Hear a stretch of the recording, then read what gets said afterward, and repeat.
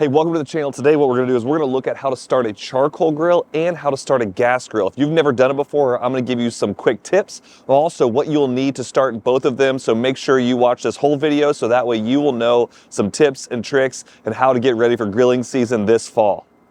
All right, so this is a Weber kettle. This is probably the most famous grill out there on the market. This is a charcoal grill, as you see. This has got the performer set up with a gas starter. We're not going to show that today. What we're going to do is we're going to show you how to start it the old-fashioned way. But before we do that, I'm going to show you some things that you need before you begin to cook. And that is some sort of fire starter. I use these right here. I got this one, these at Publix, I believe. You can find them on Amazon. You'll need some charcoal as well. This is the fuel that we'll be using. I believe I bought this bag at Costco. I'm going to reuse charcoal as well, so it saves a lot of money on this. I've got a video on that. I'll link to that right up here so you can see how to save money by reusing charcoal. You'll need a chimney. These charcoal chimneys don't cost much. They don't last forever, but they are very helpful in starting charcoal. It's a lot more difficult without them. I use a pair of gloves as well. These are heat-resistant gloves. You can buy any kind that are helpful for you to not burn your hands and to not get really, really dirty. And you'll need some way to light the fire starters, so a little match. All these can be linked below at the bottom, so you can check those out there. This is the Weber kettle, so I use mine quite often. The first thing that you're gonna do when you open up your grill is you're going to take the top grate out. So I'm going to do that now. I use my gloves. Take this tread out. I'm going to set it off to the side. And now you'll see another product in here that I highly recommend getting. You don't have to get these, but they are super helpful, are these charcoal baskets. They hold all your charcoal for you. It's great for when you want to dust these off as well, but they're really, really good when you want to organize where your charcoal is, because you can set them up this way and have the fire on both sides, put your food in the middle. You can set them up on one side, you can put them in the middle. You really have an opportunity to control your cook and where your heat is coming from with these, so I highly recommend them. These I'm going to reuse as well, so I'm going ahead and shaking off all of the extra ash from there, because if there's ash covering them, they will not light easy. I mean, they might light eventually, but it's a lot harder to get them to light. So once I get those with a little shake off, I'll take my chimney here, typically set it down inside of here, and I'll take my new charcoal. If you have no charcoal to reuse, then you'll not reuse it. You'll just fill up your charcoal basket or your charcoal chimney with these. But I am going to just throw some of these in here like this, just enough to cover the bottom. Then what I'm going to do is I'm going to take the charcoal that is in the baskets, and I'm going to reuse it by pouring it on top. That way I'm never really starting with a full basket of new charcoal or a full chimney of new charcoal. I always reuse it, and it saves money over time. It saves the charcoal to be able to use on multiple cooks instead of one. So I put those in there, again, using my gloves to keep it clean. And then I take 2 of these fire starters. These are Royal Oak fire starters, little tumbleweeds. I take 2 of them. I found with one, sometimes it doesn't light, and I will come out and have to redo it all over again. So I just go ahead and start with 2. I put them right down here. I take my lighter, light both of them. And then now I place this right on top. And this will take about 10 minutes or so to come up to temperature for where you're ready to pour it out and cook it. Once you see the flames coming out of the top of the chimney is when you know it's ready to cook, and we can dump that in, and I'll show you that in just a moment. So I'm going to pack these up here, so I don't need them anymore. My hands are moving a little slow because it's cold out here. I store my charcoal in this container, so I'll throw that in here. I'll leave my gloves out because I'll use them here in a minute. So let's turn our attention here to the gas grill. All you need to have a gas grill to be ready to cook is the grill, and then down here you'll see there is a propane tank. That is all you need to start a gas grill. So if you're like, man, I don't know, that seems like a lot of work to start charcoal. Well, this could be the right option for you. All you got to do is come down here and turn the gas on. So I'll do that now. You twist this here. I'm going to close it back up, and I'm going to lift the grill open.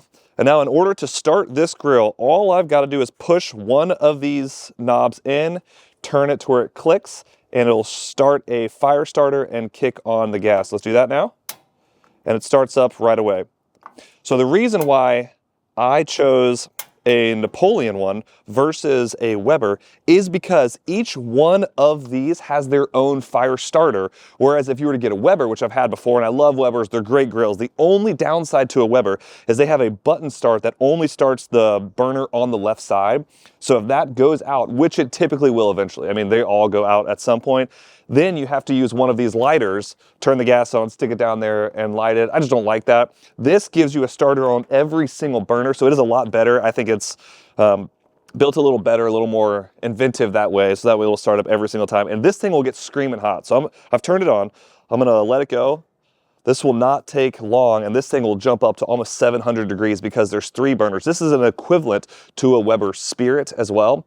They come in either 2 burners or 3 burners. This comes in either 3 burner or 4 burners. So you're getting more BTUs out of this Napoleon Freestyle than you would out of a Weber Spirit and whatever model comparable to price that you would get. And so this is a really, really good option. I've really enjoyed having it. So that's how you start a gas grill. This one's already done. And this one over here, you can see smoke coming out. It's starting, but it's going to take a few more minutes before you're able to cook. So if time is of the essence for you and you're like, I don't want to spend a lot of time outside getting a grill going, then I would say go with a gas grill. But flavor-wise, you're going to get more flavor. You have more opportunity here to create different flavor profiles by the different charcoal you use. You can throw wood in there. I've done that before and cook over that as well. You have a lot more versatile options when it comes to a Weber kettle of what flavor you're going to get in the end result. And I enjoy both. I love cooking outside. I've been cooking now on grills for probably 2 decades. And so I've had a lot of trial and error. My father-in-law has taught me a lot when it comes to cooking on a kettle like this. And I think if you have time, this is the way to go. I enjoy this a lot. I love fires in general. I love cooking outside. But there are many, many weeknights where we're just gonna cook some chicken thighs and I come out here and just throw them out here, or I cook some pork chops real fast on here, because this thing almost is getting up to temperature in just a few minutes now. We've been talking just maybe, I don't know, 3 minutes or so, and this thing's coming up to temp, and this thing still has a long way to go. So whichever one you prefer, you got the time, invest in one of these. This is all together with the cart and everything. This is around $500 brand new. And this is around the same. It's like $450, $460 for the same thing. So they're comparable in price as well. So if you're really wrestling with which one should I get, which one would be better for my family, price-wise, now you can get a Weber Kettle 22 by itself, I think for like $99 or so, maybe $150. So that is just the kettle without the cart, and that's also a great option for you. But then you still have to go through all of the startup process with the charcoal and all the other necessities that you need to get this going. So I'm gonna let this come up to temp, and then I'm gonna show you what this looks like when it's ready to be poured into it. Oh, we're getting a little flames up there, but I'll show you this in just a second, so that way you're not having to stay the entire time waiting for this thing to come up to temp. This one has been 4.5 minutes, and we are at over 600 degrees already. I mean, this thing gets super hot. That's what the extra burners do and the different BTUs. I mean, it really, really gets hot in there, and you can sear on this boy really, really good. This one, the flames just started coming up to the top, and so we're right at the point where we can start pouring this in and begin to start letting this one to heat up for cooking. So again, the gas grill is going to get much hotter, much quicker, and hold its heat for until the gas runs out. Where this one, we're in the process, and it is now ready to be poured in. You can see these flames coming out of the top. That's how you want to know when it's ready to go. And then what I'm going to do is I'm going to pour them into these baskets, and it's going to control the heat back here. So I would take it, dump it straight in the middle of those two. Then I typically take this container and I will spread out my charcoals and allow them to fill up both baskets and get nice and open in there. But they are hot. Also, I'm going to put these on a concrete surface because this is also very hot. Don't set this on plastic. Don't set it on here. It will burn a hole in there. So be smart with that. Don't put it on wood either. So I'm going to put it on the concrete back here.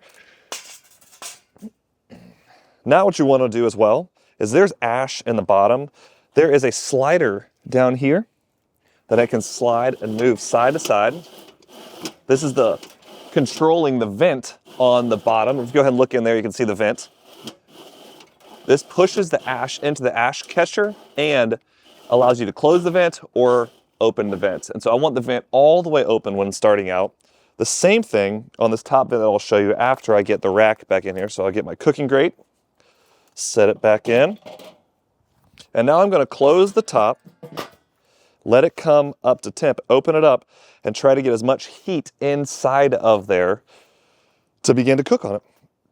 You can see this is quickly being able to go up. The temperature is rising rapidly in here. Once I let that heat up, I then will scrape off the grates in there, and then you're ready to cook. One of the main things when cooking on a grill is you got to decide, do you want to cook directly over the coals or do you want to cook indirectly? The reason why I use the charcoal baskets that are in there, as I'll go ahead and open this up. You see we're already at over 250 degrees. It's climbing. It's on fire in there. These charcoals are really, really hot. So that temperature is going to go up and be ready to grill.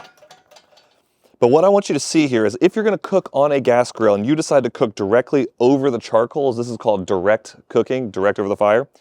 This is for searing. That is going to get you really hot, really fast. You'll have flames coming all over the meat, and it creates a lot of really, really good flavor. But you got to be careful because you will cook the outside of your food before the inside of the food is cooked all the way through. And so what I recommend is using an indirect cooking method where you can put your food directly over the coals, but then you can scoot it over to the side, put the lid back on, give it time to cook all the way through, and then you can throw it back on the heat really fast to get a nice good char on it and warm it right back up on the outside before you take it in and serve it. I typically do not set up my coals in the middle. I always set them over to the side, control the heat, control the fire, and I set up my vent on top always over the other side. So the heat, as it is rising from the coals, will go across the food and out the vent here. This grill is super hot. We are over 700 degrees. I mean, this thing is scorching heat right now. My goodness. I'm gonna go ahead and shut this one down. We don't need to prove anything else with this one. So to turn it off, you just push in the knob, turn it, it clicks off, and then you always want to make sure to turn your gas off. Never leave your gas on. So turn that off, close that back up. This one will begin to cool down now, but that is, I mean, over 700 degrees is what that grill reached. I mean, that's some hot, hot, hot searing boy right there. This one right now, we're up to 350 degrees and still climbing. So it takes a minute with charcoal, but it's still hot, ready to go. So these are the differences. I mean, this gas grill is going to come up to temp really fast. It is going to be very easy to start. This one is going to get super hot to sear with really, really, really quickly. This one is going to provide more flavor. It's going to take a lot more effort. So if you enjoy it, I would say go with this one. It's also a classic. I mean, when you think of cooking outside, the flavors that you get, most of the time what comes to mind is cooking on a charcoal grill just like this and spending time with friends and family.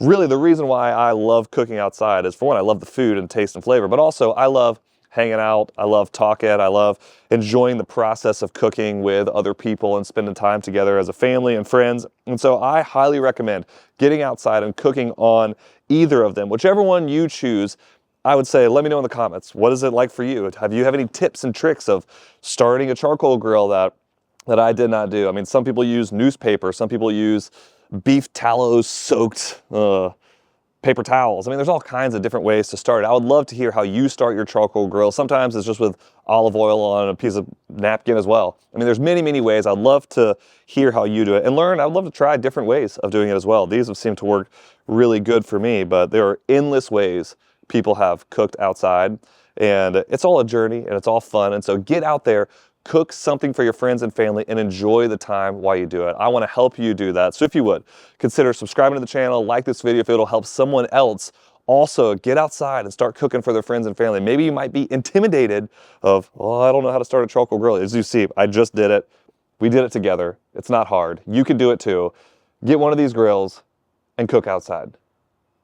Hey, thanks so much for watching this video. If you found this helpful at all for a beginner to learn how to take a step of cooking outside, would you consider subscribing to the channel and liking this video to help more and more people find the way?